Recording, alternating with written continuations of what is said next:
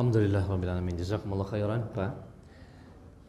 Alhamdulillah, hadirin rahimakumullah, kita semua sudah membaca ayat ini yang jika kita baca terjemahnya, kemudian kita tingkatkan untuk kita tadabburi maknanya, maka ayat ini menjelaskan tentang salah satu dari cerita kehidupan dan perjuangan dakwah Rasulullah sallallahu alaihi wasallam. Bahwa Rasulullah sallallahu alaihi wasallam mendakwahi orang-orang kafir Quraisy ketika itu,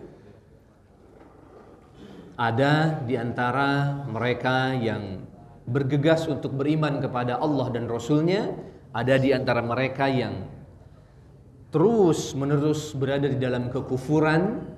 Maka ayat ini menyatakan bahwa i'malu ala makanatikum inni amil. Katakanlah wahai Muhammad, wahai kaumku, berbuatlah menurut kedudukanmu, aku pun berbuat menurut kedudukanku. Kelak kamu akan mengetahui siapa yang akan memperoleh tempat terbaik di akhirat. Sungguhnya orang-orang yang zalim itu tidak akan beruntung. Nah, di sini memberikan gambaran kepada kita. Jadi di sini kan ada dialog gitu ya. Ada dialog antara Rasulullah dengan umatnya. Jadi Rasulullah diperintahkan oleh Allah untuk menyampaikan kepada umatnya bahwa ya sudah, kalau kalian tidak mau beriman, tidak mau mendekatkan diri kepada Allah, tidak mau berislam, tidak mau menundukkan hati untuk Islam, untuk Allah, maka berbuatlah seperti apa yang kamu inginkan. I'malu ala makanatikum inni amil, dan saya pun akan tetap berjuang teguh untuk berdakwah Islam. Jadi kita bisa melihat ternyata orang-orang kafir ketika itu terus-menerus dalam kekufuran, dan Rasulullah terus-menerus istiqomah dalam ketaatan. Jadi pemandangan seperti ini sangat perlu diperlihatkan kepada kita. Karena kondisi kita bermasyarakat, ada orang yang beriman, ada yang tidak, maka bagaimana kemudian kita berjuang, berdakwah di Masjid Al-Hidayah Al-Hashimi, kemudian juga di masjid-masjid Bapak Ibu di dekat rumahnya masing-masing berdakwah. Rasulullah pun seperti itu, dan Rasulullah terus istiqamah dalam dakwahnya. Bahkan kalau kita lihat, kita teladani sirah nabawiyah, sering saya sampaikan, dari Rasul berdakwah selama 23 tahun berdakwah di Makkah dan di Madinah. Perjuangan dakwah Rasul itu lebih banyak turunnya, artinya lebih banyak ujiannya daripada sukanya. Jadi Rasulullah berdakwah mengalami suka dan duka. Jadi suka dan duka dalam dakwah, dalam kebaikan, ini merupakan satu sunnatullah. Jadi jangan sampai kita dalam menjalani kehidupan ini, atau bahkan kita menjalani dakwah ini, begitu ada ujian dan cobaan, kita down, kita putus asa, kita pesimis, seolah-olah pertolongan Allah tidak akan datang. Padahal selama itu kebaikan di jalan Allah, apapun bentuknya, gitu ya, di komunitas kita, di perkumpulan kita, di keluarga kita, di sekolah kita, di kampus kita, di tempat pekerjaan kita, kita melakukan kebaikan-kebaikan, dan ternyata itu ada tantangan, ada ujian, ada cobaan, ada kerikil, maka itu adalah sunnatullah. Saya juga pernah bahas bagaimana Rasul mengalami embargo. Mengalami embargo. Embargo itu apa, Bapak Ibu? Boikot. Atau Rasul ditahan di satu tempat. Rasul dan pengikutnya ditahan di satu tempat kurang lebih selama 3 tahunan. Rasul ditahan tidak bisa keluar dan tidak bisa ada yang masuk. Makanan dan minuman tidak boleh masuk dan tidak boleh keluar. Tidak ada yang boleh bermuamalah, berkehidupan sehari-hari. Tidak boleh berjual beli, tidak boleh menikahkan antara Rasul dan sahabatnya dengan orang-orang kafir Quraisy. Diembargo, diboikot, ditahan, dikunci. Kita kemarin ketika Covid aja, terkhusus misalnya bagi di antara kita yang diuji oleh Allah untuk terkena Covid, lalu kita berdiam di rumah 14 sampai atau 7 hari sampai 14 hari, atau mungkin ada yang lebih banyak daripada itu. Apa perasaan kita? Masya Allah, tersiksa, tidak bisa berjumpa dengan orang lain, bahkan dengan keluarga sendiri pun terbatas. Antara suami dan istri, suami misalnya tidak kena, istri kena, bagaimana terbatasnya gerak langkah ruang lingkup ketika kita di rumah. Tapi kita bisa dengan mudah mendapatkan makanan dan obat-obatan ya. Makanan kita bisa dengan mudah, tinggal scroll, klik ini, klik itu, datang sendiri. Atau keluarga kita yang memasakkan. Keluarga kita masak karena ada tukang sayur lewat. Kalau nggak ada tukang sayur lewat, bisa keluar atau bisa go titik-titik, go titik-titik, gitu ya. Seperti itulah kemudahan kita. Tapi ketika kita diposisikan seperti itu, kita merasa tersiksa. Bagaimana dengan Rasulullah dan pengikutnya ketika itu? Banyak sekali para pengikutnya yang syahid karena kelaparan.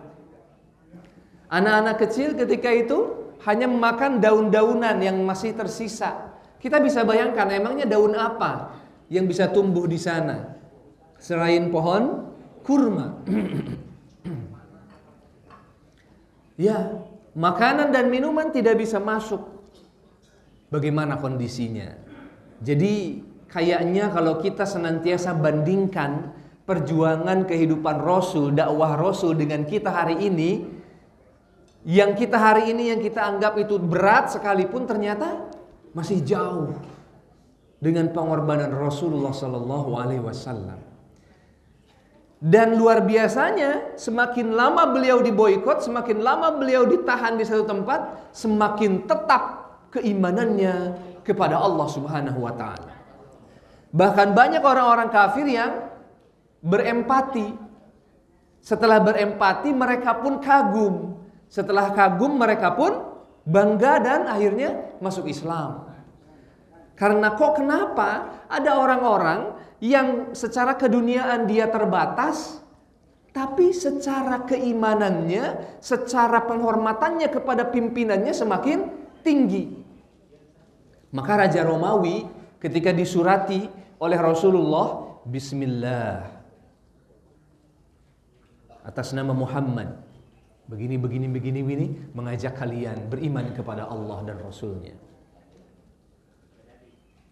Orang Raja Romawi tersebut bertanya kepada yang mengantarkan surat, bagaimana raja kalian? Apakah hanya dicintai oleh orang-orang kaya dan ditinggalkan oleh orang-orang miskin? Si pengantar surat mengatakan tidak. Lalu siapa pengikutnya? Pengikutnya kebanyakan orang-orang fakir dan miskin. Lalu bagaimana mereka? Apakah setiap hari sedikit demi sedikit mereka keluar dari Islam karena tidak mendapatkan apa-apa di dalam Islam? Lalu pengantar surat itu mengatakan justru sebaliknya.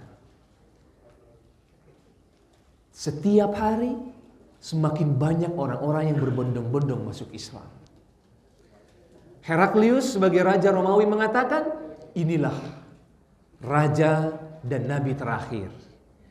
Menurut para ahli sejarah, hampir-hampir Heraklius tersebut masuk Islam, tapi dipengaruhi oleh penasihat-penasihatnya sehingga dia tidak kunjung beriman kepada Rasulnya.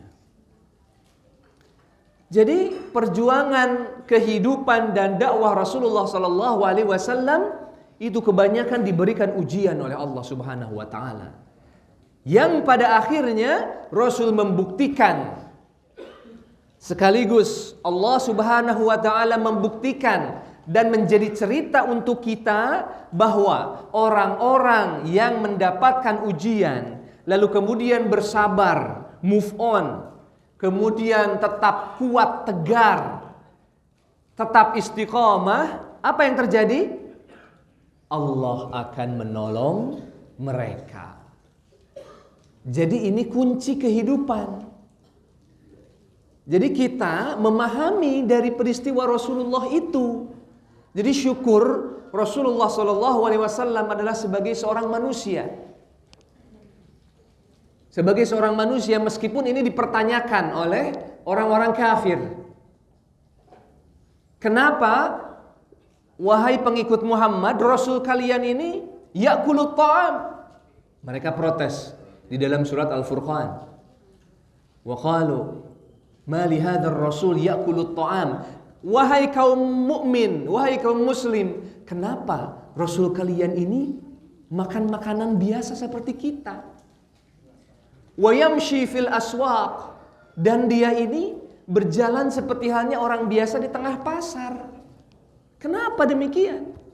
Jadi orang-orang kafir merasa dan berharap agar nabi terakhir adalah sesuatu yang sempurna, yang sakti mandraguna.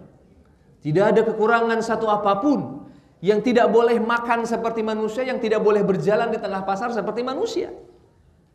Jadi protesnya orang-orang kafir digambarkan di dalam Al-Quran.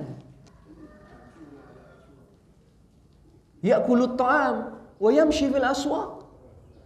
Kenapa manusia, kenapa Nabi Allah kalian ini orang biasa, manusia biasa yang memakan makanan dan berjalan di tengah pasar?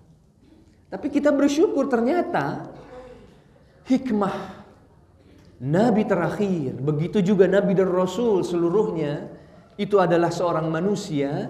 Karena apa? Karena fungsinya untuk dijadikan tauladan, contoh, uswah, qudwah. Jadi bayangkan kalau tauladan kita dari sesuatu yang bukan berjenis seorang manusia. Wah, kita bisa beralasan, wah pantas dia bisa seperti itu karena bla bla bla bla bla bla. Kita bilang karena malaikat lah, karena apa. Tapi dari seorang manusia, dari jenis kita, kata Allah di dalam Al-Quran, min anfusikum. Sehingga kita tidak bisa beralasan bahwa Nabi dan Rasul, terusus Rasulullah SAW adalah manusia yang mampu memberikan contoh tauladan untuk kita. Sehingga di dalam sejarahnya Rasul berjuang kokoh, berjuang dengan penuh tenaga. Jadi barang siapa di antara kita yang hari ini di dalam keluarga diberikan ujian dan cobaan, apakah tentang pasangannya, apakah tentang anaknya, apakah tentang orang tuanya, mertuanya, apakah tentang tetangganya, ataukah pimpinannya di dunia pekerjaan, atau muridnya di sekolah, atau dosennya, tetaplah istiqomah, tetaplah optimis dalam kebaikan. Tetaplah optimis bahwa pertolongan Allah akan datang. Di sini ditegaskan bahwa kelak kamu akan mengetahui siapa yang akan memperoleh tempat terbaik di akhirat nanti, kata Rasul. Jadi sudah jelas bagi kita, kita hidup ini bukan gambling ya Bapak Ibu. Kita harus beda dengan orang-orang kafir, mohon maaf. Mungkin mereka tidak punya panduan kehidupan, gelap. Sehingga wajar bagi mereka yang diberikan ujian, cobaan, mereka stres, mereka terpukul, seolah-olah tidak ada jalan keluar karena gelap kehidupan ke depan. Akhirnya apa yang terjadi? Mereka bunuh diri dan yang lainnya. Tapi kita orang-orang beriman, ini sudah ditegaskan berkali-kali dalam Al-Quran. Nanti kelak di akhirat akan jelas siapa yang mendapatkan tempat terbaik. Dan pertanyaannya, siapa itu? Adalah orang-orang yang istiqomah. Masya Allah, amin ya Rabbal Alamin. Amin ya Rabbal Alamin. Insyaallah taqabbal du'aana, taqabbal a'malana. Mudah-mudahan Allah menerima semua amalan kita para jamaah Masjid Al-Hidayah Al-Hashimi, sehingga kita semua nanti berbondong-bondong berkeluarga kembali di akhirat nanti. Amin ya rabbal alamin. Baik. Jika kita tadabburi sampai ayat ke-137 terus, tentunya sangat dalam dan luas maknanya. Insyaallah mudah-mudahan di rumah kita nanti Bapak Ibu bisa kembali mentadabburi ayat ini ya. Baik, insyaallah kita akan melanjutkan pembahasan kita tentang satu surat, yaitu surat Al-Waqi'ah. Alhamdulillah.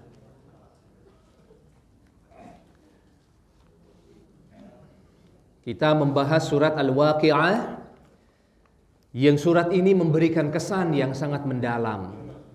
Bukan hanya untuk kita, tapi juga kepada Rasulullah SAW. Kita sudah sampai di ayat ke-74, kita akan mulai di ayat ke-75. Tapi supaya tidak lupa, saya sedikit bahas secara singkat bahwa surat ini memberikan kesan yang sangat mendalam kepada Rasulullah. Sehingga suatu hari Abu Bakar bertanya kepada Rasul, "Ya Rasulullah, qad shibta." Wahai Rasulullah, rambutmu sudah beruban. Lalu kemudian Rasul menjawab, "Syayyabatni." Hal-hal yang membuatku semakin beruban adalah Hudun, surat Hud. Wal Waqi'ah, surat Al-Waqi'ah. Wa amma yatasaalun, dan surat An-Naba. Wa idza syamsu kuwirat, dan surat At-Takwir. Jadi Rasulullah SAW merasakan energi yang luar biasa dari surat Al-Waqi'ah. Apa itu? Memberikan warning, memberikan peringatan agar tetap di jalan yang lurus. Coba, wahai hadirin rahimakumullah, jadi surat Al-Waqi'ah ini menurut Rasul salah satu yang membuatnya rambutnya semakin beruban.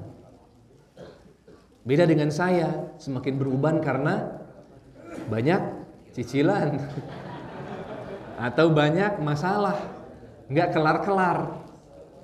Allahu Akbar, Allahu Akbar. Beginilah kualitas orang-orang yang beriman.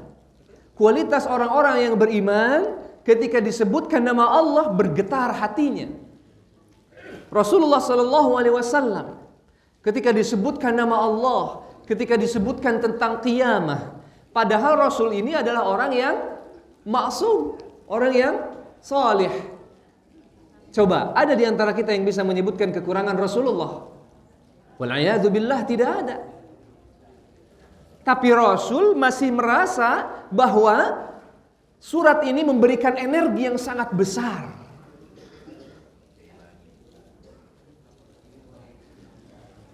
Bapak Ibu memiliki wifi di rumah mungkin ya. Pasang wifi.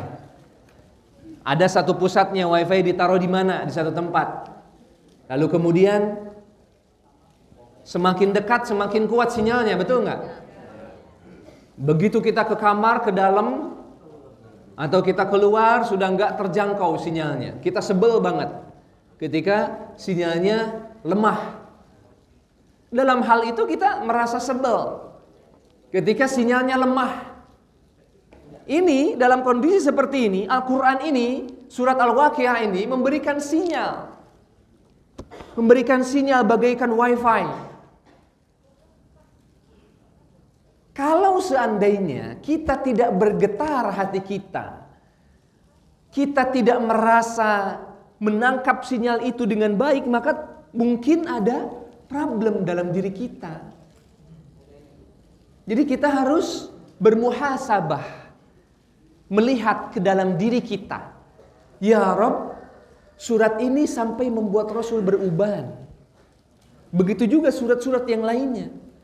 Di antaranya surat An-Naba, Al-Mursalat, Al-Waqi'ah, kemudian At-Takwir. Mungkin kita ketika disebutkan nama-nama surat tersebut, kita mungkin baru dengar surat itu. Atau bahkan kita baca berkali-kali tapi nggak ada efek, nggak ada energi apapun. Jadi ini sinyalnya yang lemah atau device-nya yang device jebot. Allahu Akbar. Wal afu minkum. Apakah device otak dan kesadaran saya yang lemot sehingga tidak bisa menerima dan menangkap sinyal Allah, atau bagaimana? Kita semua perlu bermuhasabah. Al-Quran udah sekuat ini, udah seluar biasa ini, kok kenapa belum memberikan energi yang positif kepada diri kita? Masya Allah. Masya Allah. Sering shopping katanya kalau kata Pak Kiai. Masya Allah. Jadi mari kita bermuhasabah, karena pasti yang lebih tahu kondisi kita adalah diri kita sendiri. Silahkan. Yang lebih tahu adalah diri kita sendiri, bermuhasabahlah. Saya sering ceritakan, ulama-ulama terdahulu, saking dia bagaimana caranya agar dia sebelum tidur dia bisa beristighfar, dia bisa bermuhasabah. Bagaimana caranya?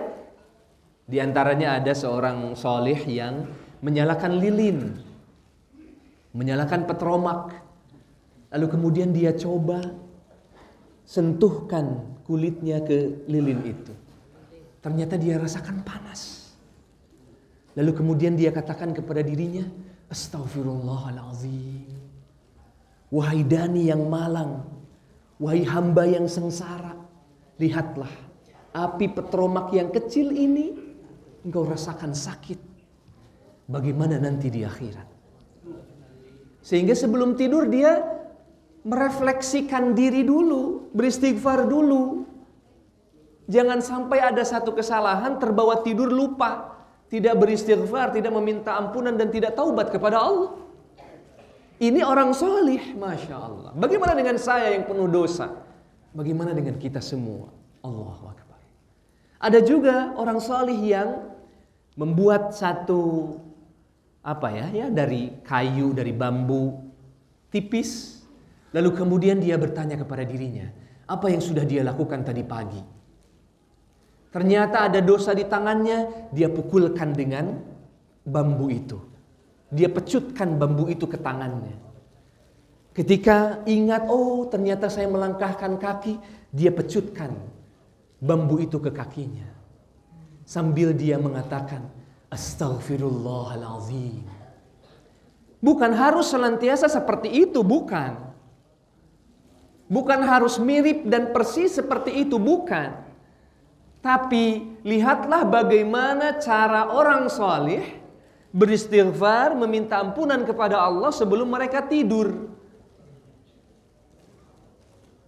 Sehingga kita, mudah-mudahan itu menjadi inspirasi untuk kita, dan kita pun beristighfar kepada Allah setiap kita sebelum memejamkan mata kita. Mudah-mudahan kita bisa seperti itu ya, Bapak Ibu semuanya. Nah, kembali lagi bahwa surat Al-Waqiah ini memberikan energi yang sangat luar biasa untuk Rasulullah sallallahu alaihi wasallam. Nah, untuk apa kita mengkajinya satu persatu, ayat demi ayat, waktu demi waktu, bulan demi bulan? Untuk apa? Supaya kita semakin memahami sedikit demi sedikit. Dulu juga para sahabat seperti itu. Kalau mereka mempelajari ayat Al-Quran, mereka belum beranjak kepada ayat lain sebelum mereka bisa mengamalkan ayat tersebut. Minimalnya 1-10 ayat baru mereka bisa amalkan. Lalu mereka amalkan, lalu mereka pelajari kembali. Amalkan. Begitu juga para ulama-ulama Nusantara, seperti Kiai Haji Ahmad Dahlan misalnya, mengajarkan para umatnya untuk mempelajari surat Al-Ma'un. Terus seperti itu, tidak beranjak dari ayat itu. Begitu juga para ulama dan orang-orang saleh. Nah, Abah Hashim, Kiai Hashim, begitu juga ulama-ulama saleh lainnya. Allahu Akbar. Seperti itu. Nah, begitu juga harapannya kita semua membahas ayat demi ayat, satu persatu. Kok lama banget? Itulah tujuannya. Mudah-mudahan kita semua bisa berkontemplasi, bermuhasabah, merefleksi, kemudian membuat planning tertentu, berarti saya harus seperti apa ke depan. Baik. Hadirin rahimakumullah, kita tuliskan kesimpulan pembagian dari surat Al-Waqiah ini.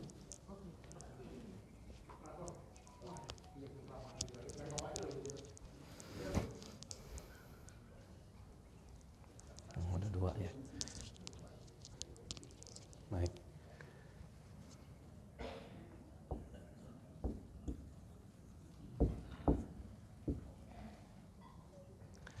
Baik.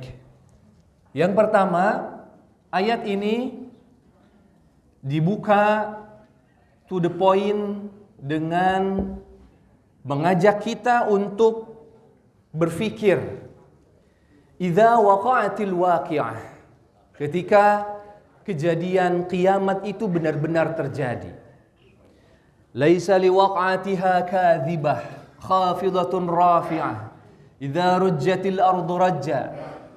Jadi Allah menjelaskan tentang hakikat kiamat. Iya. Baik dari segi fisiknya, bahwa kiamat itu benar-benar akan terjadi. Idza rujjatil ardu rajja, ketika bumi digoncangkan. Kita bisa merasakan bagaimana ketika terjadi gempa bumi seperti yang kita sudah jelaskan. Baru 6, skala Richter misalnya di Maroko kemarin. Kemudian banjir di Libya dan sebagainya. Kemudian juga di Indonesia. Allahu Akbar. Allah seolah-olah itu baru menggoncangkan goncangan yang kecil. Tapi nanti ketika kiamat, idza rujjatil ardu rajja. Jadi seolah-olah tidak ada kata lain yang lebih bisa menggonjangkan bumi tersebut selain kata idza rujjatil ardu rajja. Jadi satu puncak kalimat yang mengesankan bahwa kiamat itu bumi ini akan hancur.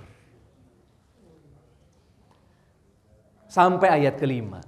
Lalu kemudian di ayat selanjutnya dibahas tentang kondisi manusia, wa kuntum azwajan thalathah. Pembagian manusia.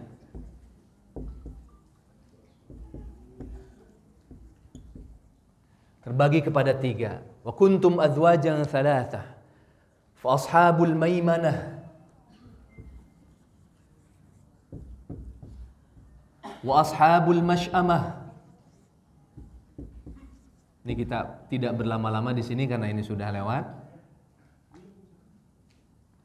Was-sabiqun as-sabiqun. Baik. Kita sudah membahas bagaimana ketika Allah mengurutkan dari ayat pertama sampai menuju ayat ke-6, ke-7 selanjutnya, kita seolah-olah dihadirkan satu cerita yang sangat membimbing jiwa kita. Ketika Allah menyebutkan mulai dengan wa kuntum azwajan thalathah, ketika Allah sudah menakut-nakuti kita dengan bumi akan digoncangkan dan hancur, Allah mengatakan dan kalian akan terbagi kepada 3 bagian. Jeng jeng jeng, biasanya kita berdebar-debar. Ya, kita masuk ke kelompok mana? Ya, ketika guru menyebutkan fulan, fulanah masuk kelompok B, fulan, fulanah kelompok C dan sebagainya. Ketika kita mendapatkan, oh ada si A yang pinter, saya satu kelompok sama dia, bagaimana perasaan kita? Senang. Tapi sebaliknya ketika ada teman kita yang setiap hari seperti itu dan kita satu kelompok, bagaimana biasanya? Waduh. Wa kuntum azwajan thalathah fa ashabul maimanah. Allah seolah-olah memberikan kabar baik untuk kita. Wahai manusia, ada golongan kanan. Wah, kita merasa harus saya. Kita berdoa harus saya. Wa ashabul mash'amah. Oh, ternyata ada golongan kiri. Ya Rabb, jangan sampai aku masuk ke dalam kelompok itu. Jangan sampai masuk ke dalam kelompok karena ketuanya dia. Saya tahu sehari-hari bagaimana dia misalnya. Masya'amah. Was-sabiquna as-sabiqun. Ternyata setelah Allah memberikan kita dua pilihan, dua kondisi yang kita semua was-was masuk ke dalam salah satunya, Allah kabarkan was-sabiquna as-sabiqun. Ada orang yang tidak akan masuk keduanya. Padahal atau bahkan golongan ini adalah golongan terbaik, paling tinggi derajatnya daripada al-maimanah. Ketika kita digambarkan cerita itu, apa yang akan kita tanyakan setelah Allah bilang begitu? Lalu Allah, bagaimana caranya supaya kita bisa masuk ke dalam golongan itu, gitu kan? Jadi saya pribadi mentadaburi dari ayat pertama diurut sampai ayat ini, itu seolah-olah ini mengaduk-ngaduk hati nurani. Jadi benar-benar sesuai dengan perasaan. Ketika Allah kabarkan al-maimanah, oh mudah-mudahan masuk situ. Al-masy'amah, ada golongan kiri. Ternyata Allah kabarkan as-sabiqun, ada orang yang lebih mulia. Lalu kita langsung bertanya, aku pengen itu wahai Rasulullah. Aku pengen itu, lalu bagaimana caranya bisa ke situ? Uniknya di dalam ayat itu Allah seolah-olah mendengar pertanyaan kita dan Allah langsung menjawab bahwa as-sabiqun itu seperti ini, seperti ini, seperti ini. Coba lihat. Allah langsung menjelaskan orang-orang yang as-sabiqun akan mendapatkan kenikmatan-kenikmatan fisik maupun mental atau psikis. Yang sifatnya makanan, minuman dijelaskan di situ sampai bidadari atau juga bidadara. Normalnya kalau orang menjelaskan dari, kan namanya orang yang pertama adalah maimanah, yang kedua adalah masy'amah, yang ketiga adalah as-sabiqun. Normalnya kita jelasin bagaimana? Kembali ke nomor pertama. Baru kita jelaskan secara urut ke nomor kedua, baru ke nomor ketiga. Tapi di sini Allah benar-benar mendengar pertanyaan kita. Ketika Allah bilang wasabiqun, kita lihat anak-anak kalau kita kasih makanan apa? Mau gitu ya. Aku. Sambil berlari. Begitulah kita. Ketika Allah bilang as-sabiqun, siapa yang mau? Saya, wahai Allah, wahai. Lalu kemudian disebutkanlah satu persatu. Baru setelah Allah jelaskan as-sabiqun, Allah jelaskan al-maimanah. Al-maimanah itu sama, akan mendapatkan kenikmatan-kenikmatan. Cuma bedanya as-sabiqun dengan al-maimanah apa? Betul, paling tinggi as-sabiqun. Apalagi bedanya? Kalau di as-sabiqun sullatun minal awwalin wa qalilun minal akhirin. Banyak yang masuk ke dalam golongan ini orang-orang terdahulu, tapi sedikit di antara orang-orang yang hidup hari ini bisa masuk ke sini. Ini kata Allah, dibocorkan rahasianya. Coba normalnya seorang anak, normalnya kita, ketika dibilang bahwa as-sabiqun bisa masuk, tapi orang-orang terdahulu banyak, orang-orang yang hari ini sedikit.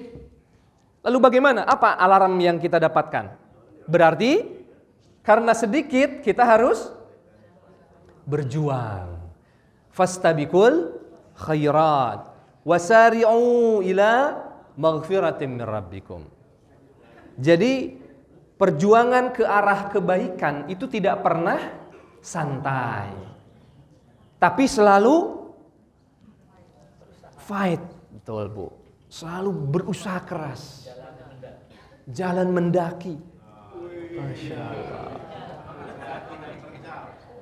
Jalan terjal.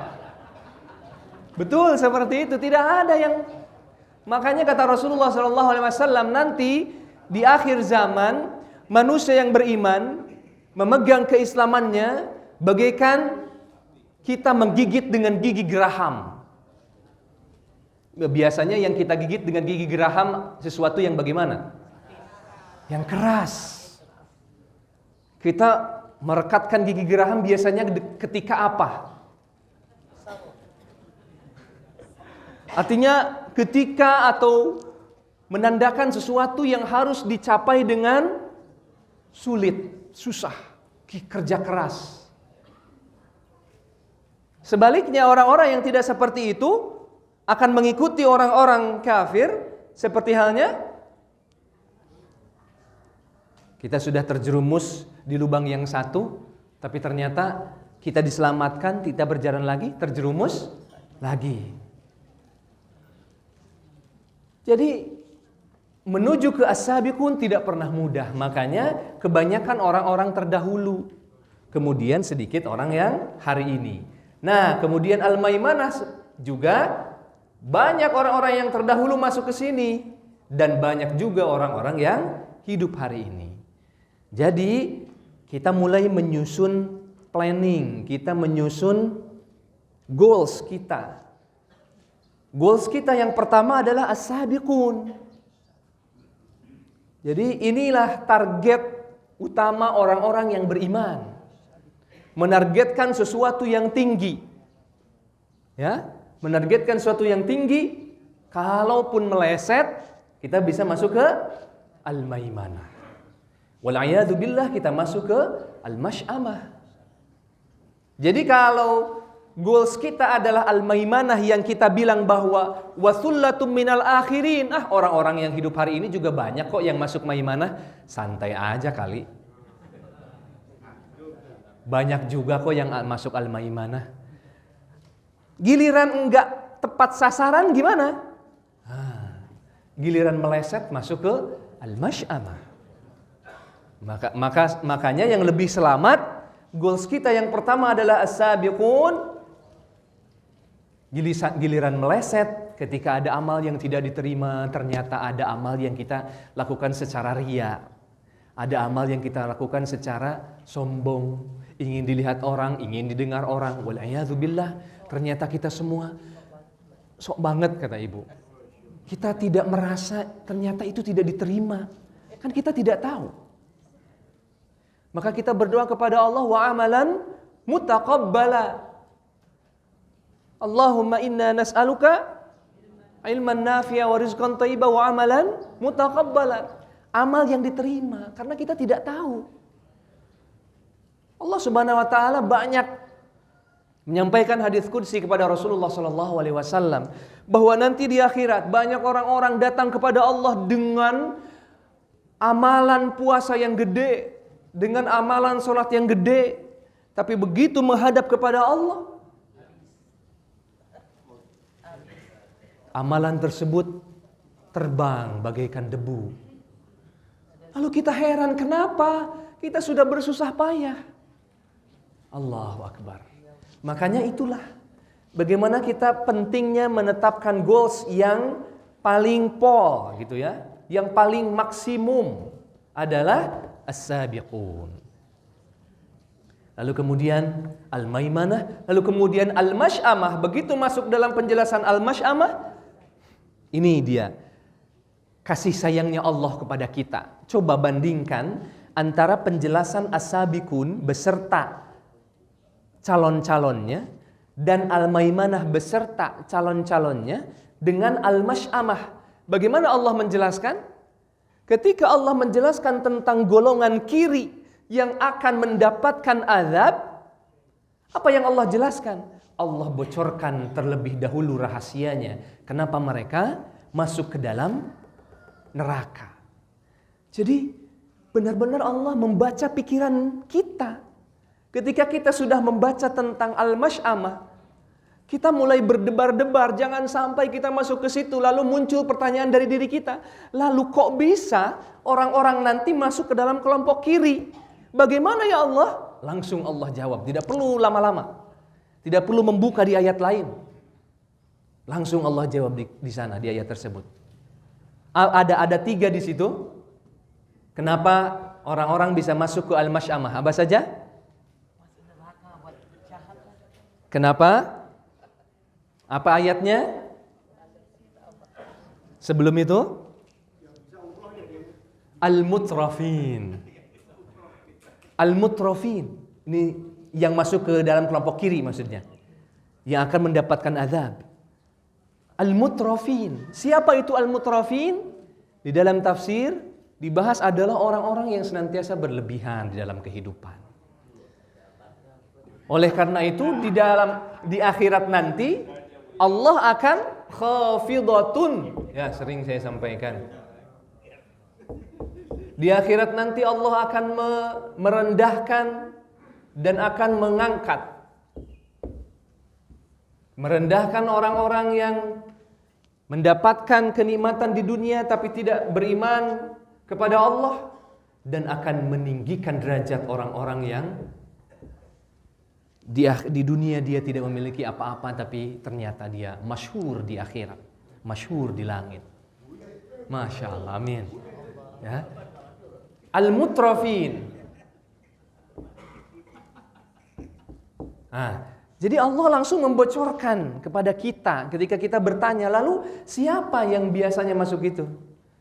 Kemudian yang kedua, wa kanu yusirruna 'alal hinthil 'azim. Apa itu maknanya? Yang terus-menerus dalam perbuatan dosa. Yusirrun, terus menerus tanpa dia bertaubat.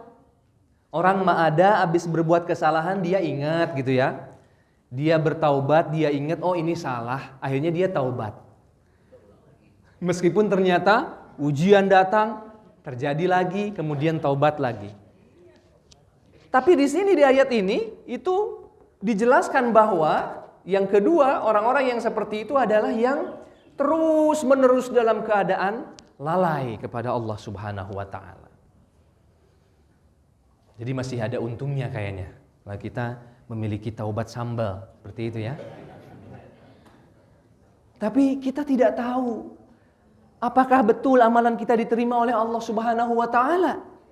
Maka dari itu harus ada keinginan dari diri kita, kalau bertaubat harus taubat yang benar-benar maksimal, sebenar-benarnya.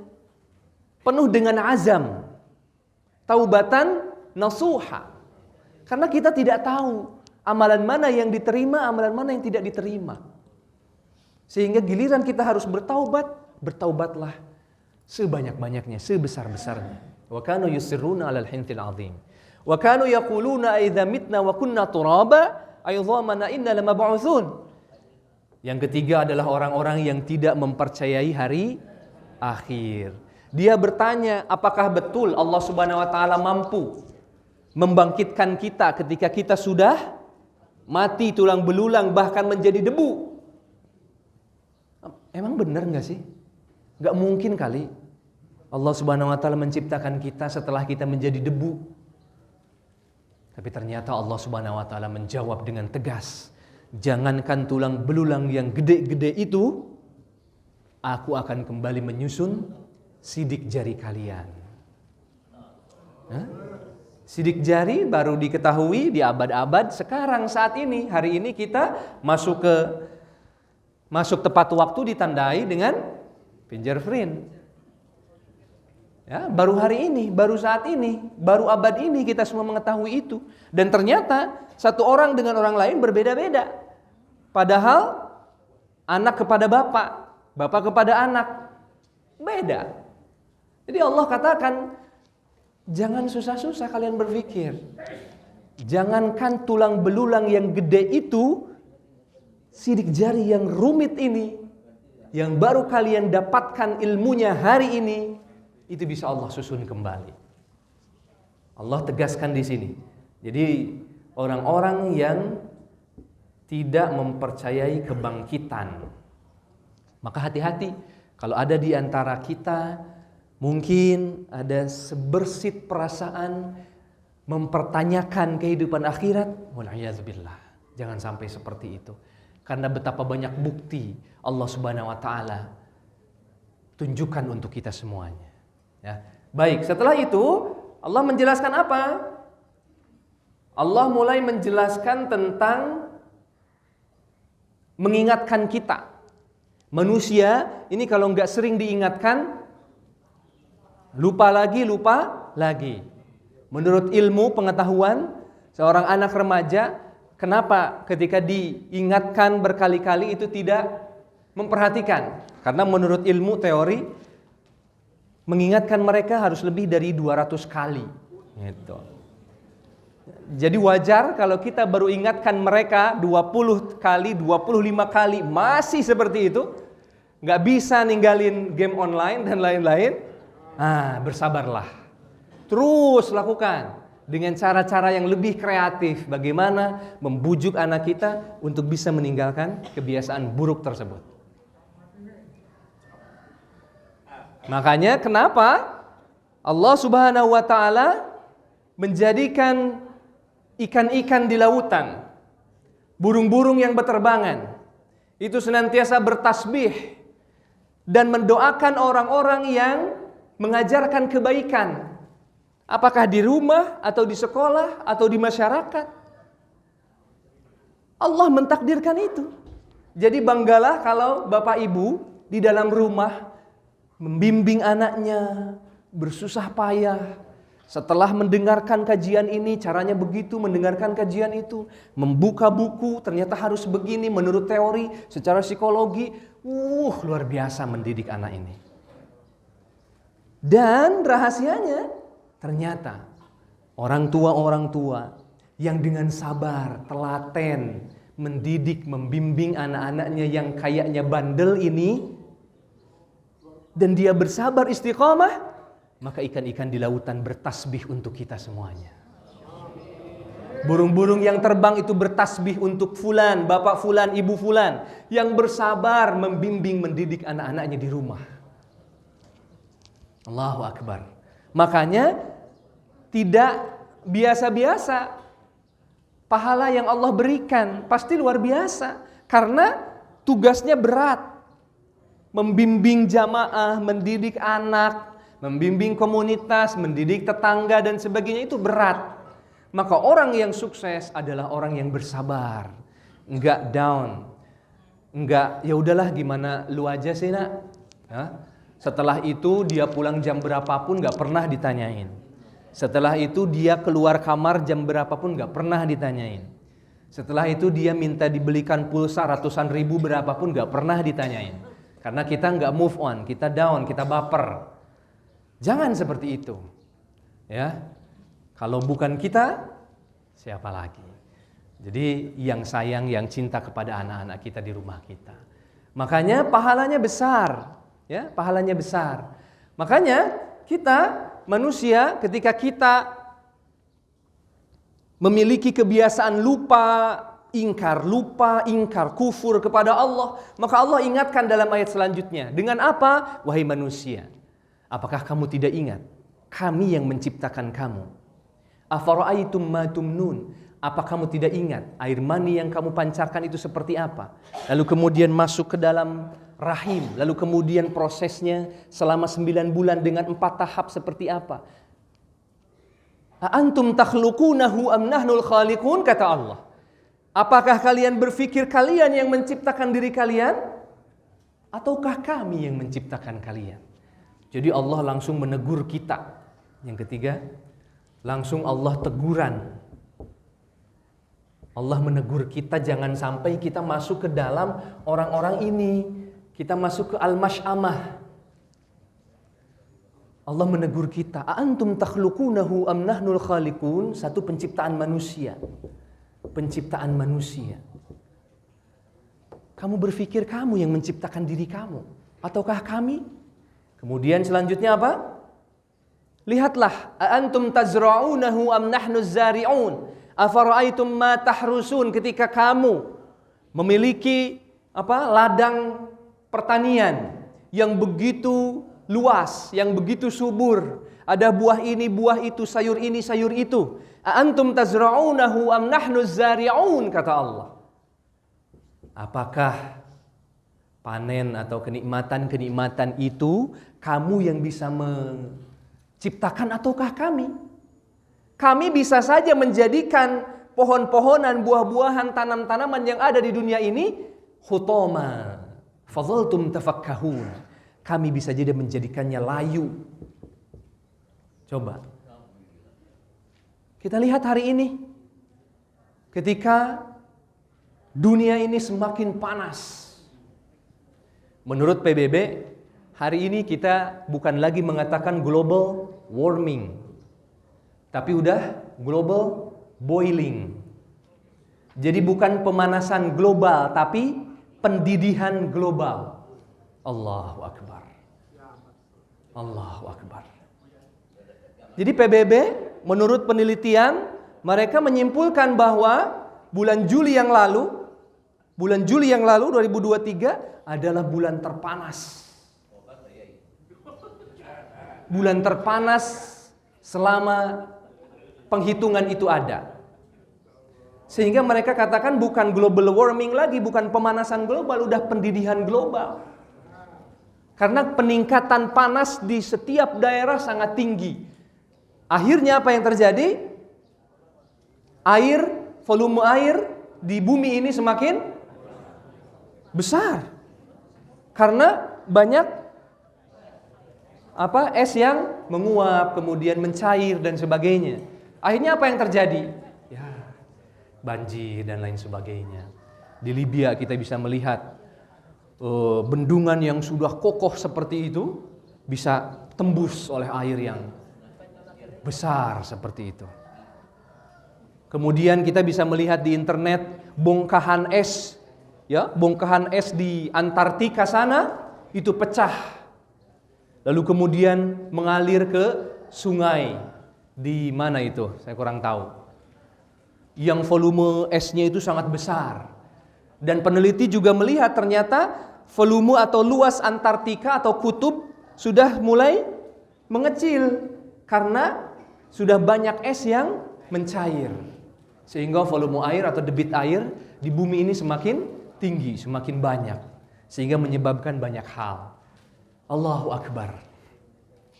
Allah tegaskan, dengan cuaca yang panas atau dengan cara apapun Allah bisa menjadikan tanaman kita hutaman, layu. Hutaman fadhaltum tafakkahun. Di dalam surat ini bisa saja Allah jadikan tanaman-tanaman, buah-buahan hutaman, layu. Fadhaltum tafakkahun, lalu kemudian kalian sengsara dengan kondisi itu. Sudah ditunjukin sama Allah. Jadi kesuburan, buah-buahan yang merah, hijau, kuning, oranye, stroberi dan sebagainya itu semua diturunkan oleh siapa? Allahu Akbar. Allah yang Maha Besar. Kemudian Allah katakan, yang menurunkan air, siapa sih yang menurunkan air? A antum anzaltumuhu am nahnul munzilun? Apakah yang menurunkan air itu kalian ataukah kami? Surat ini, Bu. Dalam surat ini. Al-Waqiah, anzaltumuhu minal muzni am nahnul munzilun? Lau nasha'u laja'alnahu ujajan. Kalau kami mau, kami jadikan hujan yang turun dari langit itu rasanya asin semuanya, pahit semuanya. Allah bisa lakukan itu. Tapi apa yang terjadi? Air hujan yang ada hari ini, Allahu Akbar, keberkahan. Kita berdoa, Allahumma shayyiban nafi'an. Begitu air hujan itu turun, tanaman-tanaman kembali hijau, hewan-hewan kembali bisa minum, kita bisa menampung air itu. Ada siklus di lautan sana, menjadi hujan, menjadi ini dan itu. Allahu Akbar. Air. Kemudian Allah menegur kita dengan api. Api merupakan salah satu unsur kehidupan yang sangat penting. Allah tanyakan, a antum syajarataha? Apakah kalian yang benar-benar menciptakan api itu? Coba kita berpikir, api itu ada dari mana? Ya.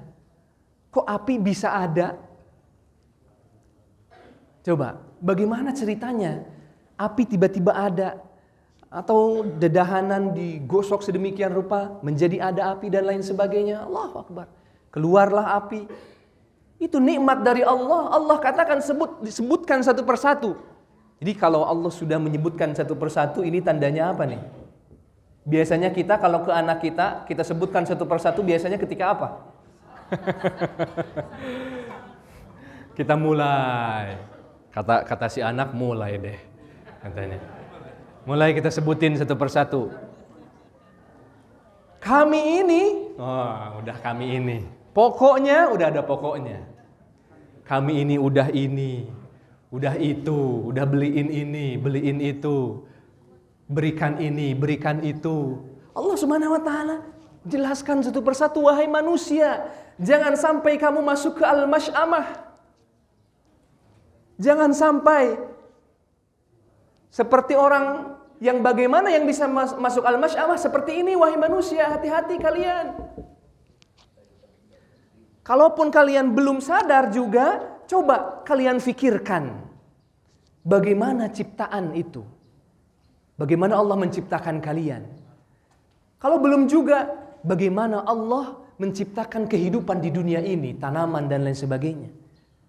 Kalau belum juga, bagaimana Allah mengeluarkan dan menurunkan air? Kalau belum juga, bagaimana dengan api yang Allah keluarkan sehingga kamu bisa manfaatkan dengan baik untuk memasak dan lain sebagainya? Coba lihat. Jadi Allah Subhanahu wa taala sayang banget sama kita. Allah nggak mau kita terjerumus ke sini. Jadi Allah benar-benar menjelaskan. Nah, apa ayat selanjutnya? Ayat selanjutnya Allah menjelaskan tentang Allah berpesan kepada kita. Setelah Allah melarang, mewarning agar kita tidak masuk ke sini, Allah menjelaskan kepada kita tentang bagaimana caranya. Tips yang harus kita lakukan untuk bisa masuk ke as-sabiqun dan al-maimanah.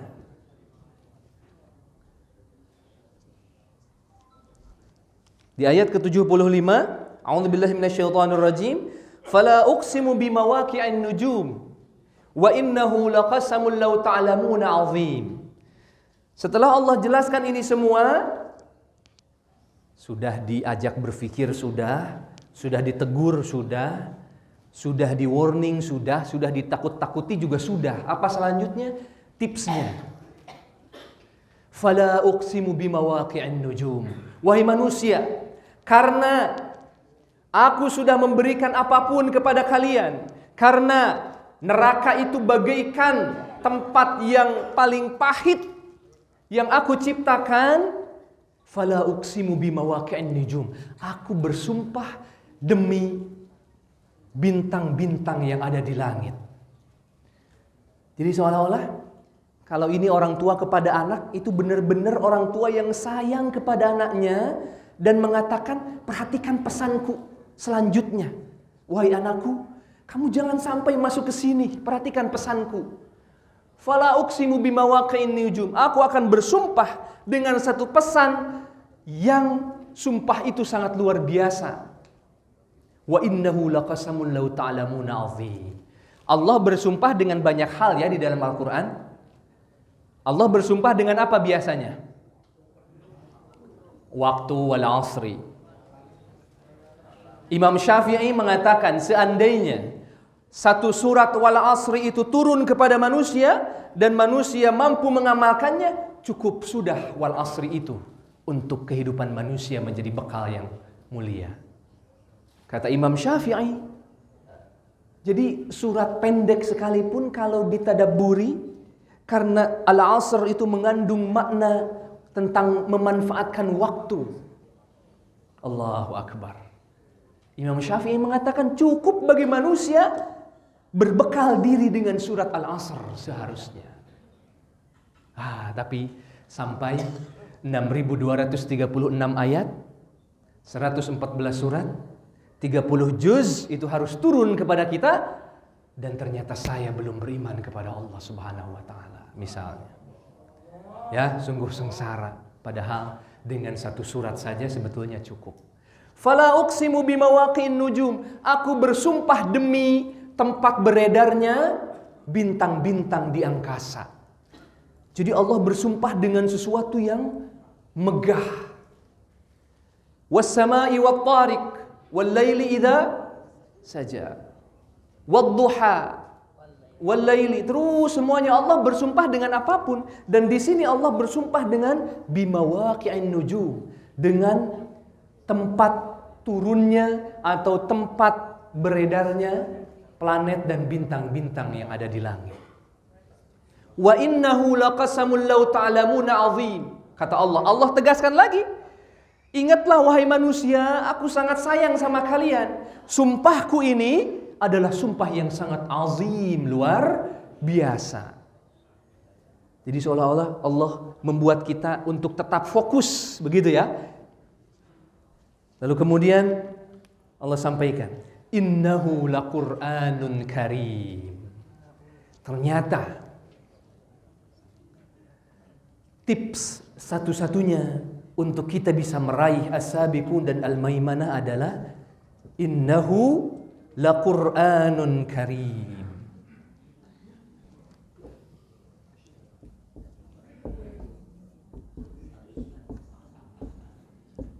Innahu laqur'anun karim. Ternyata jawabannya, tipsnya adalah Al-Quran Al-Karim.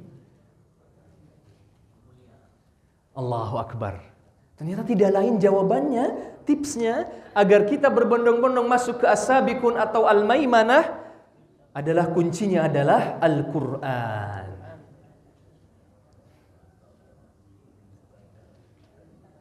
Rasul menyampaikan di dalam hadisnya, al-mahiru bil Quran ma'as-safaratil kiramil bararah. Orang-orang yang mahir membaca Al-Quran, tajwidnya baik, tahsinnya apalagi, lagamnya baik, ma'as-safaratil kiramil bararah. Insyaallah mudah-mudahan kalau dia tidak sombong, tidak riya, tidak sum'ah, ma'as-safaratil kiramil bararah, akan bersama malaikat Allah Subhanahu wa taala yang mulia. Bagaimana, Pak? Baik. Di sini Allah katakan al-mahiru bil Quran. Kalimat selanjutnya Allah katakan walladzi yaqra'uhu wa yatata'ta fihi. Nah, ini sampai disebutkan. Ini bahasa Arab yang unik. Yatata'ta.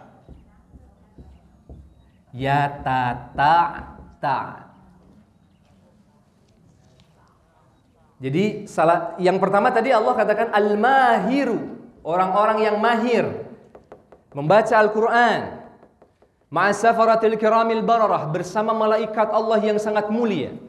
Walladzi yaqra'uhu wa yatata'ta fihi. Apa itu yatata'ta?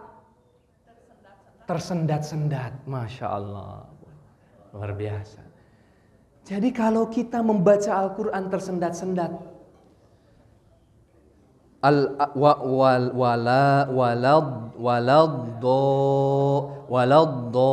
waladdallin misalnya, alladzi, terus seperti itu kita terbata-bata.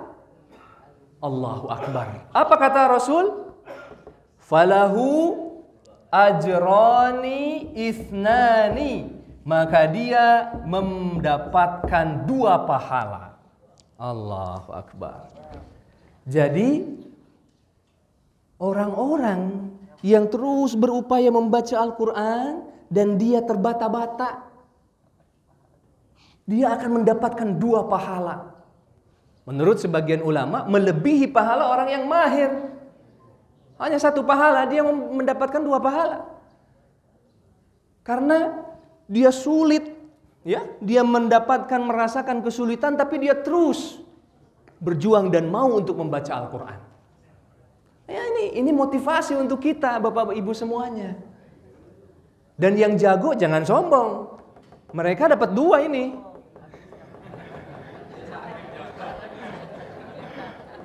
Ya, jangan sombong, lebih baik ini dapat 2 mereka. Yang yatata'ta, yang terbata-bata mendapatkan 2 pahalanya. Jadi kalau ada ditanya, lo baca Yasin berapa lama? 15 menit lah beres. Emang lu berapa? 1 jam. Meskipun kita harus bilang 1 jam, 2 jam, Jangan gengsi. Ajroni ithnani. 2 pahalanya untuk orang yang terbata-bata, berjuang, tapi terus saja berusaha. Tapi harus mau belajar. Jadi udah mah terbata-bata tapi tidak mau belajar. Padahal ilmu hari ini luas banget. Kita klik di YouTube aja tahsin. Bejubel itu. Ada metode Iqra, metode Wafa, metode Ummi, metode bla bla bla, semua ada Iqra dan sebagainya. Bingung. Pilih aja salah satu, dalami itu, mulailah belajar. Apalagi misalnya kalau ada juga dari Al-Hidayah untuk melatih bacaan-bacaan kita yang sudah biasa dilakukan sebelum kita tadarus dan sebagainya, meskipun sekilas kita mulai terbantu. Bagaimana Bapak, Buya? Hadis. Ya, isnaduhu sahih insyaallah. Sahih. Ya. Jadi orang yang mahir ma'as safaratil kiramil bararah, dijamin hidupnya akan senantiasa bersama malaikat yang mulia yang diutus oleh Allah Subhanahu wa taala. Jadi itu harus jadi kemuliaan dan target kita. Jadi target kita harus baik membacanya. Jadi tadi pertanyaan Bapak, ini membacanya doang atau bagaimana nih? Kita kalau disambungkan dengan hadis selanjutnya, kalimat selanjutnya dikatakan bahwa wayatata'ata. Berarti ini hanya sekedar membaca. Karena ini terbata-bata. Coba bayangkan. Membacanya saja tanpa harus mentadaburi atau memaknainya dengan tafsir, luar biasa pahalanya. Apalagi kita tadaburi, kita amalkan, kita kaji tafsirnya. Insya Allah banyak sekali kemuliaan. Dalam hadis yang lain juga Allah Subhanahu wa taala menyampaikan bahwa nanti ketika kita di akhirat nanti kita sudah berada di surga. Ya, mudah-mudahan. Lalu kemudian Allah mengatakan kepada kita, Iqra wartaqi warattil. Wahai hambaku yang aku cintai, nanti ketika di akhirat kita bisa bayangkan bagaimana ketika kita di akhirat, ketika kita di dalam surga. Iqra wartaqi warattil. Bacalah dan terus melesatlah sampai tinggi. Kama turattilu fid dunya fa inna manzilataka inda akhiri ayatin taqra'uha. Karena kedudukan di akhirat setiap hamba itu tergantung akhir bacaan mereka di dunia. Tergantung sebanyak apa dia terbiasa membaca Al-Quran di dunia. Jadi kalau kita membiasakan diri kita hanya kurang dari 10 lembar dalam 2 pekan, maka seperti itu pahala kita. Tapi lebih daripada 10 lembar dalam 2 pekan, insya Allah kita akan dikatakan wartaki. Bukan di sini tempat kamu, wahai hambaku yang aku cintai. Terus melesat ke surga yang paling tinggi. Allahu Akbar. Ternyata itu berkat tilawah kita.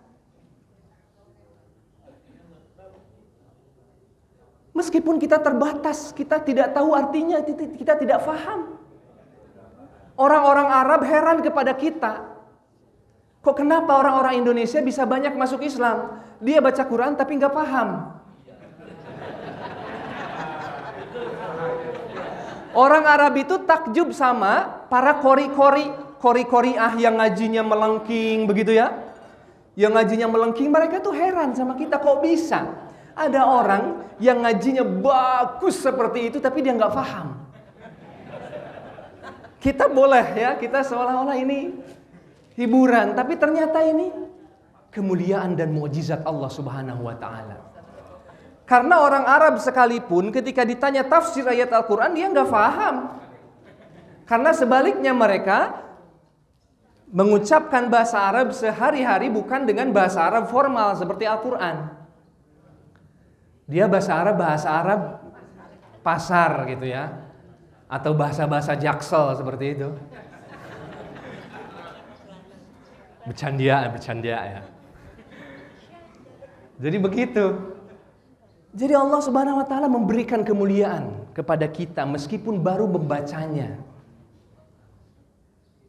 Jadi akan disuruh untuk membaca lalu kemudian melesat. Bahkan di hadis yang lain Allah katakan, Inna lillahi ahlina minan nas. Sesungguhnya Allah itu memiliki ahli atau keluarga dari manusia. Lalu para sahabat bertanya, wahai Rasulullah, siapa ahlillah itu yang antum maksudkan sebagai ahlullah wa khassatuh? Keluarga Allah dan orang spesialnya Allah itu siapa? Hum ahlul Quran. Hum ahlul Quran. Mereka yang dianggap sebagai ahlullah, keluarga Allah, dan orang spesialnya Allah adalah ahlul Quran. Hum ahlul Quran. Jadi berbahagialah kalau kita rajin tilawah Al-Quran di rumah. Kita khatam Al-Quran. Wah Pak Ustadz, lebih baik mana? Dia khatam berkali-kali, tapi aku kan tadabbur dalam banget Pak Ustadz.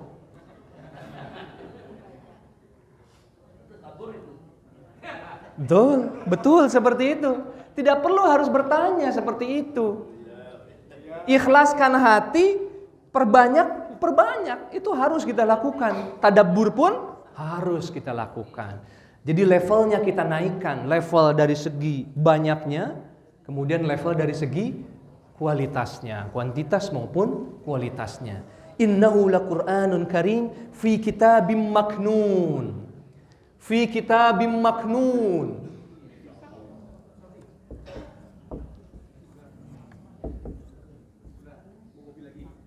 Jadi Al-Quran itu terjaga di Lauhil Mahfuz.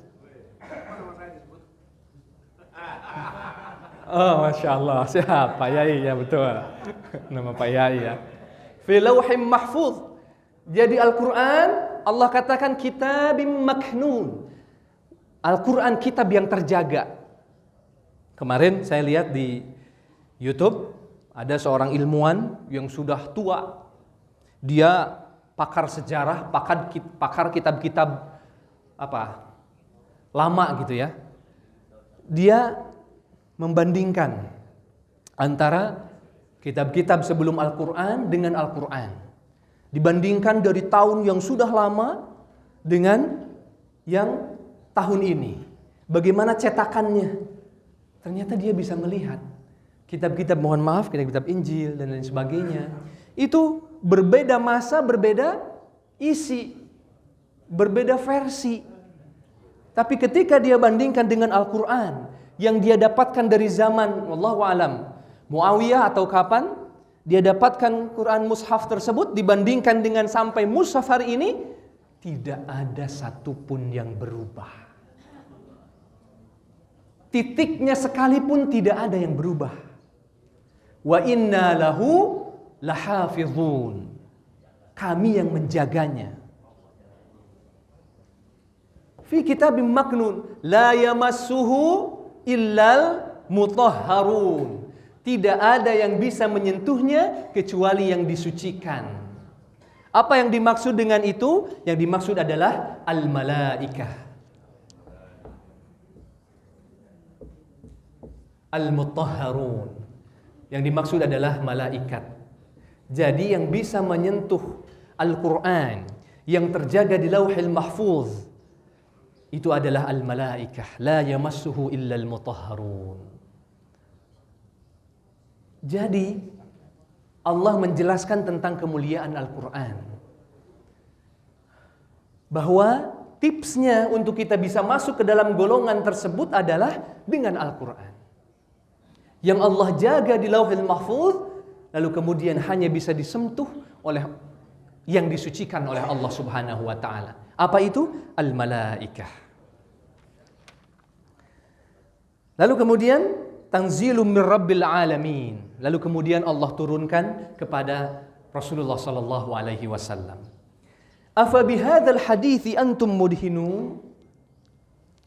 Allah mulai kembali menegur kita. Ini tipsnya, ini Al-Quran.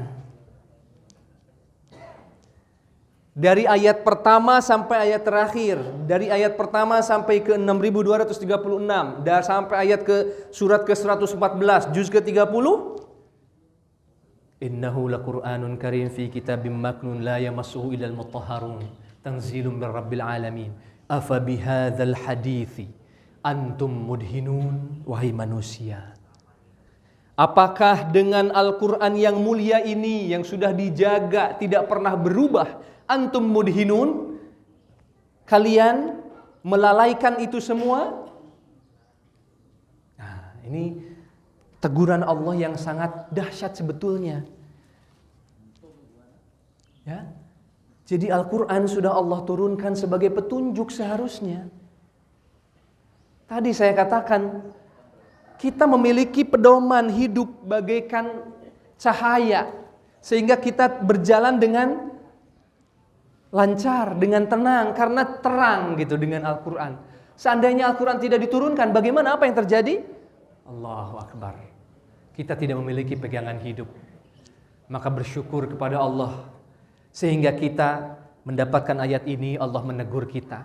Afa bihadzal hadithi antum mudhinun. Apakah dengan Al-Quran yang kedudukannya sangat mulia, dijaga di Lauhul Mahfuz, tidak ada perubahan sedikit pun apapun, kalian masih tidak beriman kepada Allah? Wa taj'aluna rizqakum annakum tukadzibun. Wa taj'aluna rizqakum annakum tukadzibun. Atau kalian dengan nikmat yang telah Allah berikan ini, kalian masih mendustakan itu semua? Jadi ibarat kita kepada anak kita sudah kita sebutin satu persatu ya. Mama udah beliin ini, mama udah ini, mama udah itu. Siap Pak. Terima kasih Pak. Udah beliin ini, udah beliin itu, diurutin satu persatu. Nah, ini hati-hati nih. Mama akan beriin satu tips. Mama bersumpah demi Allah, Mama akan kasih kamu tips yang harus kamu lakukan. Fala uqsimu bimawaqi'in nujum wa innahu laqasamul law ta'lamuna 'azim. Wahai manusia, aku bersumpah dengan sesuatu yang sangat agung dan luar biasa. Apa itu? Innahu laqur'anun karim. Jadi Allah benar-benar menceritakan kepada kita, membimbing kita. Wa taj'aluna rizqakum annakum tukadzibun. Ataukah dengan ini semua kamu mendustakan? Al-kadzab, tukadzibun.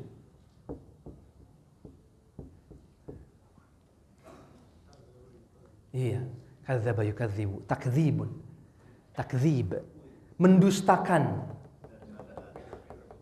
Orang yang mendustakan ini, ataukah kalian mendustakan ciptaan? Kalian tidak ingat terhadap ciptaanku? Kalian bukan ciptaanku? Ataukah tanah yang subur, buah-buahan, kenikmatan yang ada itu bukan aku turunkan? Air, api dan lain sebagainya itu bukan aku yang turunkan? Allah menegur kita, kalian tidak ingat kepadaku. Falaula idza balagatil hulqum. Allah mulai memperlihatkan ancamannya kepada kita. Ingatlah ketika ruh kalian sudah berada di tenggorokan atau kerongkongan. Jadi naik turun ya. Naik turun, terkadang bahagia, terkadang warning, ancaman, terkadang bahagia, terkadang ancaman lagi. Ini kita, seperti tadi saya katakan, kita ini diaduk-aduk hati nurani kita ini. Jadi diaduk-aduk hati nurani kita ini. Sekarang Allah mulai perlihatkan lagi. Falaula idza balagatil hulqum. Ketika ruh sudah berada di tenggorokan. Wa hina yauma idzin tanzurun. Dan ketika itu kalian bisa melihat roh kalian ketika malaikat mencabut roh kalian. Allahu Akbar. Ya. Jadi ketika malaikat mencabut nyawa kita, ketika nyawa kita, roh kita sudah berada di tenggorokan, wahina idzin, kita semua bisa melihat, kata Allah. Kita melihat roh kita ditarik oleh malaikat. Bagaimana Pak? untuk orang yang tersebut. Wallahu a'lam bishawab. Tetapi dari tanda sakaratul maut yang menyebabkan dia ketakutan, kesakitan, berarti dia merasakan banyak hal. Apakah yang dia rasakan oleh panca indera termasuk mata atau yang lainnya? Allahu a'lam bishawab. Tapi manusia begitu ketakutan ketika waktu itu tiba, apalagi yang turun adalah malaikat pencabut nyawa yang sangat bengis. Allahu akbar. Wa nahnu aqrabu ilaihi minkum. Allah katakan, wa nahnu aqrabu ilaihi minkum walakin la tubsirun. Nah, di sini ditegaskan nih Pak. Meskipun dalam ayat yang lain seperti itu kondisinya. Wa nahnu aqrabu ilaihi minkum, dan kami akrab, lebih dekat kepada roh kalian daripada kalian sendiri. Jadi sudah berpindah tangan, berpindah tempat roh itu. Sehingga Allah katakan wa nahnu aqrabu ilaihi minkum walakin la tubsirun. Tetapi kalian tidak mampu melihatnya. Setelah roh itu keluar daripada jasad kita, maka sudah tidak dapat dilihat. Dan rohnya sudah berada di dalam genggaman malaikat. Bukan lagi berada di jasadnya yang lemah ini, yang tidak punya daya dan upaya ini. Falaula in kuntum ghaira madinin, seandainya kalian masih tidak yakin terhadap Allah, sudah dicabut nyawanya masih tidak yakin kepada Allah, tarji'unaha in kuntum shadiqin. Coba aja tarik kembali rohmu kepada jasad kalian. Luar biasa. Ini tantangan nyata dari Allah. Ini tantangan nyata dari Allah. In kuntum ghairu madinin. Kalau kita belum ngeh, belum sadar, belum bergetar hati kita dengan semua ini, tarji'unaha in kuntum shadiqin. Rohmu yang sudah dicabut oleh malaikat itu, tarik kembali dan masukkan kembali ke dalam jasadmu. Allahu akbar. Tantangan Allah Subhanahu wa taala. Ada yang bisa?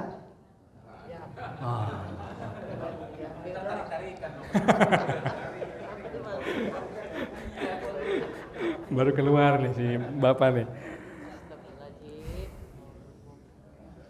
Jadi sehebat apapun manusia di dunia, kalau sudah berada dalam kondisi itu, tidak ada yang mampu untuk kembali hidup. Ada istilah orang nyawanya, nyawanya nggak cuma satu dia mah.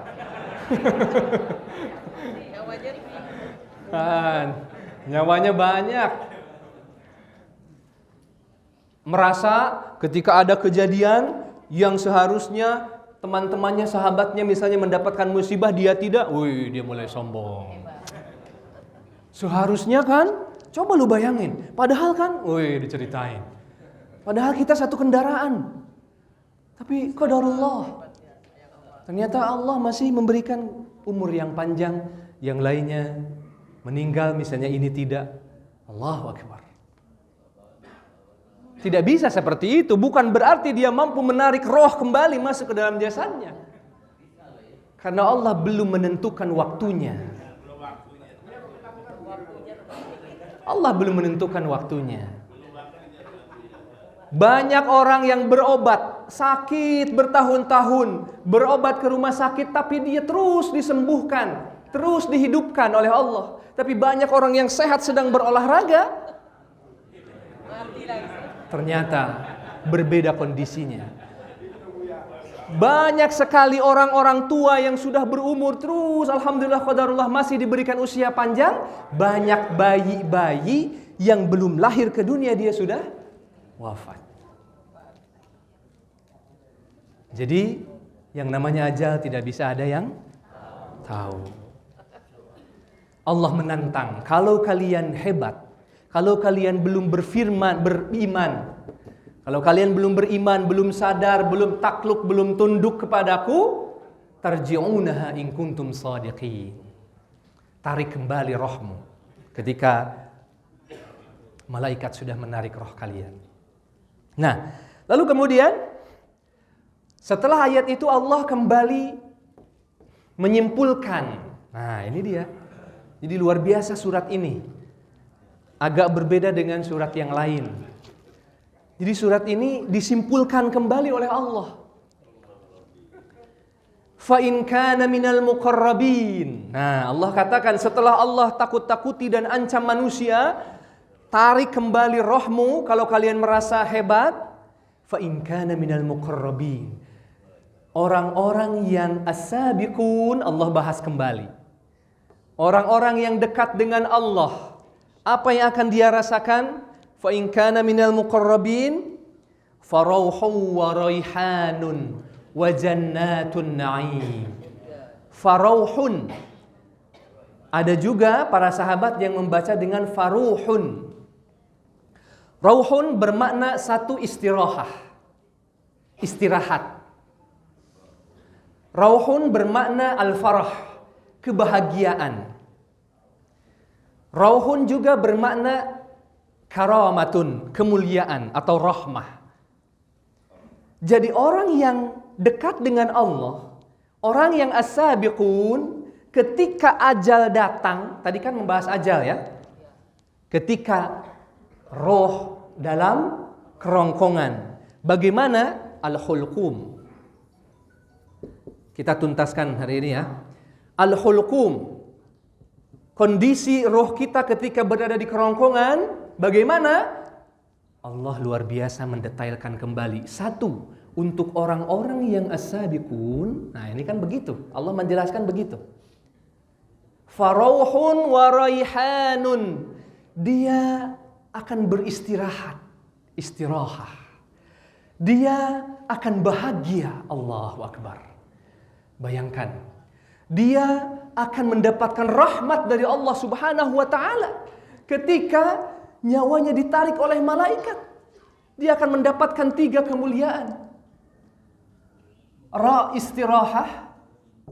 Istirahat dari dunia yang fana ini.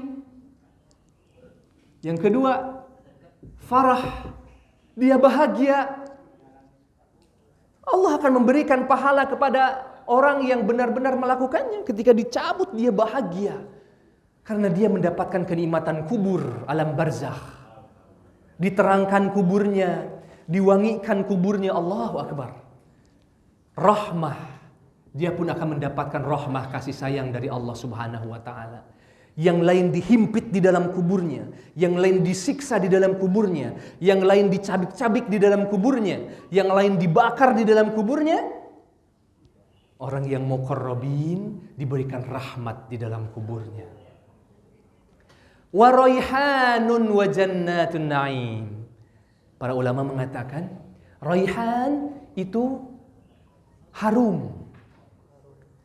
Jadi orang yang di akhirat nanti, orang-orang yang muqarrabin as-sabiqun, selain dia bahagia ketika memasuki akhirat di alam kubur, dia pun akan mencium aroma yang sangat nikmat dari jannatun na'im. Hembusan angin, ar-raihan wa jannatun na'im. Allahu Akbar. Dia akan mencium harum. Makanya orang-orang yang sakaratul maut dan dia orang salih lalu kemudian wafat, kita bisa melihat bagaimana cahayanya bersinar, wajahnya bersinar dan tersenyum. Allahu Akbar. Mudah-mudahan kita semua diwafatkan oleh Allah Subhanahu wa taala dalam keadaan husnul khatimah. Amin ya rabbal alamin. Wa amma in kana min ashabil yamin. Nah, baik. Ini untuk orang yang